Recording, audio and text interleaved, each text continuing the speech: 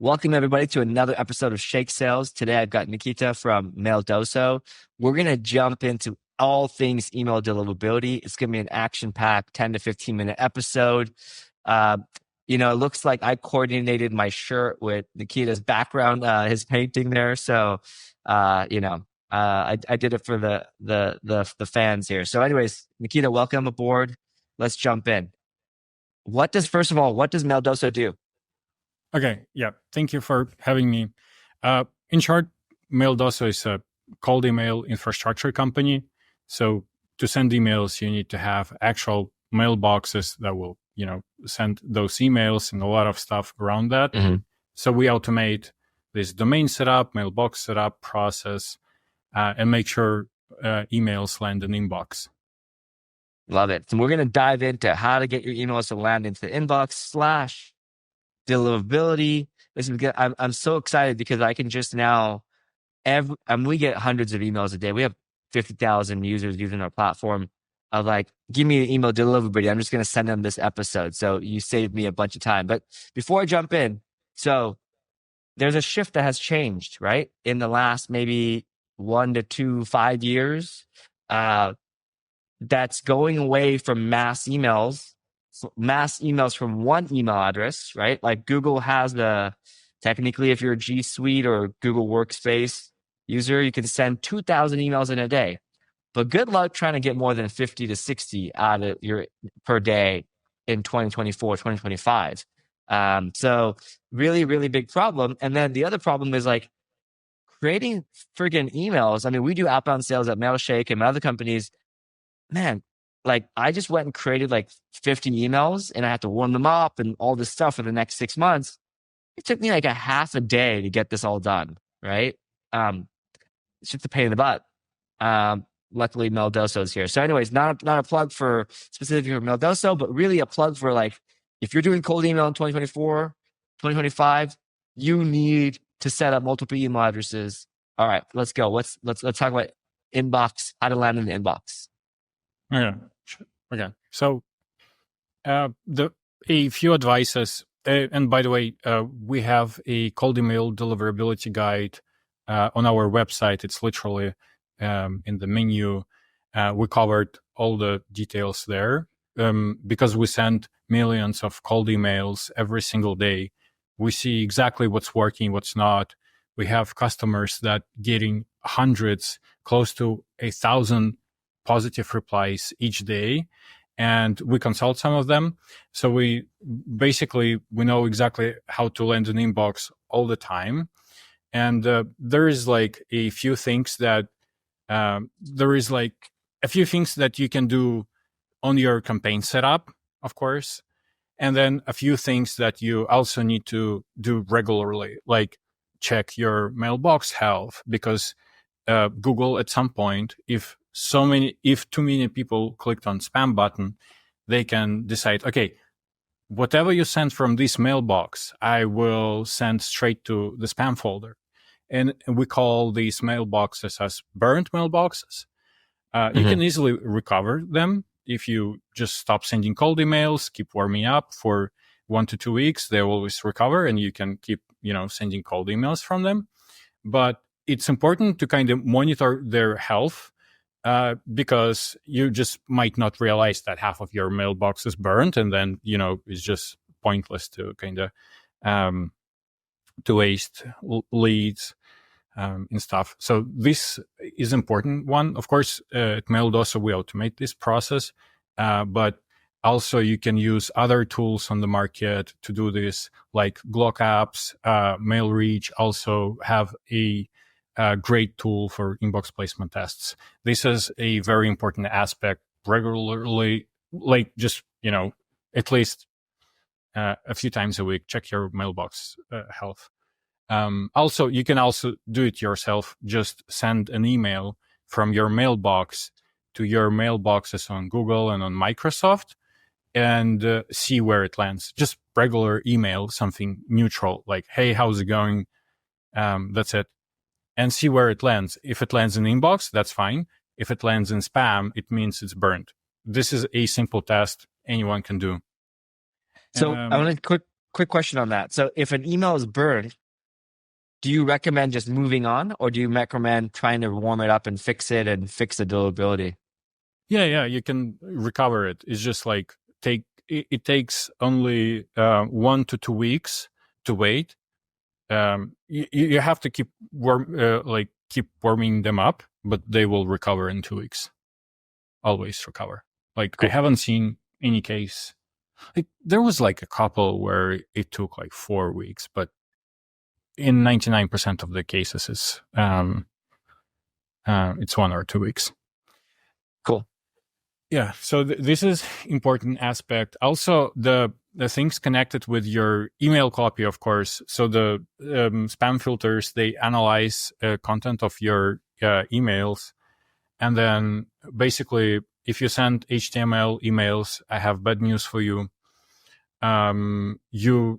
It's possible to land HTML emails in the inbox, but the reality is that spam filters consider them as riskier because you can insert a virus in there, and their main goal is to protect their customers from viruses and all that stuff.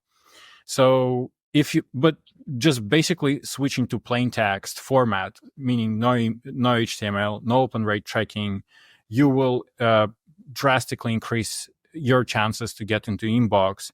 And a lot of people say that after the moment they just enable this, send plain text emails, they start seeing huge increase in reply rates. So many people would ask, like, how would I know if my campaign is still performing? Maybe I have low reply rates because of deliverability issues or something. Because a lot of people relying on open rates as an indicator, everything is good with my campaign. But in 2024 you cannot track open rates, of course, because Google will show this giant banner. This email contains hidden images and might be spam. You don't want this. So regular inbox placement tests will show you what exactly happening to your campaign. So when you send like exactly the same email as you send to your prospects to like other Google and Outlook mailboxes and see where they land, it will give you an indication what how it performs if you cannot rely on reply rates. Couple more good advices on the copywriting spin tags. The more spin tags you use, the better. This is how it works. So like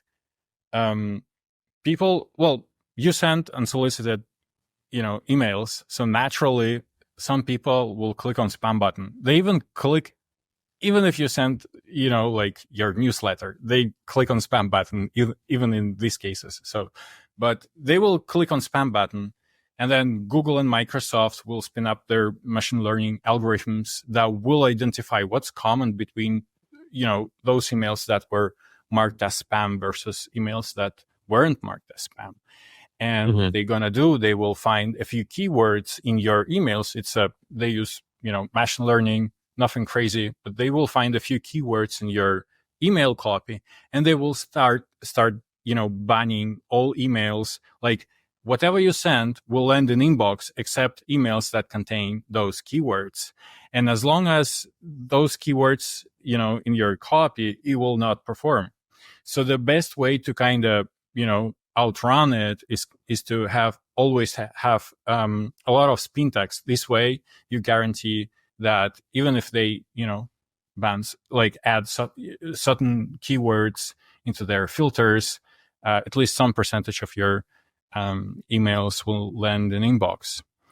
And then the last advice that I would consider one of the most important because of how the things changed in the last year or so, is to update your copy regularly. So ideally, depending on the volume, what you send, some people send just, a couple hundred emails a day. Some people send, of course, thousands or tens of thousands cold emails per day. So depending on your volume, you want to have a process of regularly introducing new copy.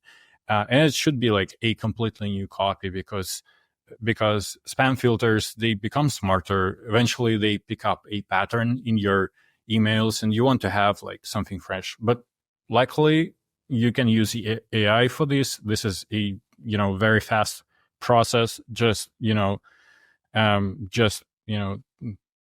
insert your, like, type your old copy, say like, can you give me something new? And then boom, you have like 5 alternatives with spin tags. There is a lot of tools that also do a great job with this. Um, yeah, that will help you to automate. So yeah, but there is like a lot more details that like things that you need to do. As I said, they are all covered in our deliverability guide, but these are the most important ones. Yeah, we'll definitely link to the deliverability guide here in the show notes as well as our blog post covering this. But I really appreciate your advice. I think it's very, very helpful. My head hurts from just like nodding in agreement. Um, this is like this is really the some of the basic principles to start sending effective emails and cold emails. And if you get this all wrong, it doesn't matter how amazing your email looks, you're offering. If you land in the spam box or your emails don't get through, nothing else matters, right? Um, one of the other things I want to just double click on and like maybe get your feedback on is okay, so it's time to get comfortable with no tracking, folks. Like tracking hurts deliverability now officially, specifically Gmail or anyone using Google Workspace. Um, what I've found personally is when when one email provider does something, the others are pretty close to follow, if not immediately. Um, and um, and so you can expect that to happen in other places as well. If it hadn't already been happening on the corporate or enterprise level, if you email someone with like Barracuda security and like they're never going to be able to click on your links. And so just get comfortable with no tracking. Here's the only metric that matters. Your reply rate, your meeting booked, or your conversion rate to a sale, right? Because I could send 1,000 emails today. Let's just say I email every one of my contacts. It's not even a cold email. And I said, reply to me if you're my friend or if you know me. Everyone could reply, right? Um, but like the open rate, who cares if they open it? I want the reply. I want the people who are going to take the action.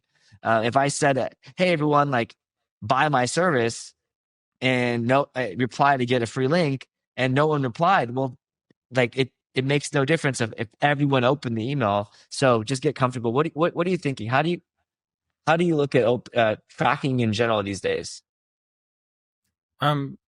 We don't use, like, when we run our campaigns, we don't use, of course, open rate tracking. We do inbox placement tests to see how our campaign's performing and look at the reply rates. Exactly as you said, this is the one of the most important things you need to focus on. Love it. Awesome. Nikita, thank you so much for your time.